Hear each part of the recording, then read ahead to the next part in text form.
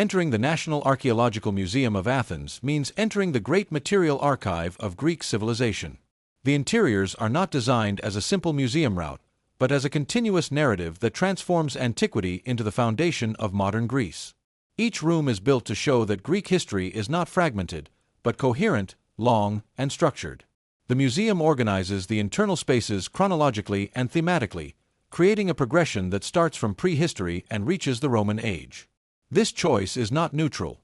It serves to demonstrate a historical continuity, a central element in the construction of national identity. The prehistoric rooms, birth of civilization. The internal route begins with the Cycladic, Minoan, and Mycenaean civilizations. Here the most famous work is the Mask of Agamemnon, coming from Mycenae. This mask is not presented as a legendary object, but as evidence of aristocratic power in the Mycenaean age. It tells of a hierarchical, warrior society, founded on the figure of the king and funerary monumentality. Next to the mask, weapons, jewelry, and frescoes show an organized and international civilization. The interior of the museum clarifies that Greece does not suddenly arise with Athens, but sinks its roots into a complex and stratified world. The rooms of archaic and classical sculpture, the body as language. Continuing, one enters the large rooms dedicated to sculpture. Here the organization of the interiors highlights the evolution of human representation. The kouroi and kourai show the passage from rigid figures to increasingly natural forms.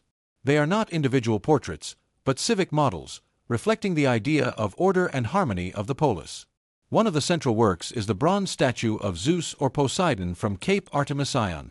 The figure is captured in the throwing gesture, frozen in a moment of maximum tension.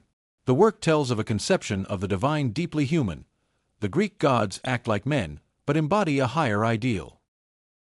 The rooms of bronzes, power, technique, and prestige. The bronzes occupy a key role in the interiors of the museum. Unlike marble statues, bronzes were rare and expensive, often melted down to be reused. Their survival indicates prestige and value. Here the works tell of the balance between technique and authority. The statues are not only images, but assertions of political, religious, or athletic power. The museum uses the interiors to make clear that Greek art is inseparable from the social structure that produces it. The Antikythera mechanism, science and knowledge. One of the most significant rooms is dedicated to the Antikythera mechanism, a complex system of bronze gears. This work radically changes the perception of antiquity. It is no longer just a world of myths and temples, but an advanced technological civilization. The mechanism demonstrates that the Greeks possessed sophisticated astronomical and mathematical knowledge. Inside the museum, this object has a key function. It breaks the stereotype of a simple antiquity and strengthens the idea of Greece as the origin of scientific rationality. The funerary and votive rooms, religion and memory. The last sections of the interiors are dedicated to funerary and votive objects. Here history becomes more intimate. The works tell of the relationship between individuals, community, and divinities. Funerary steles, offerings, and inscriptions show how memory was an integral part of civic life. Death was not private, but inserted into a system of shared values.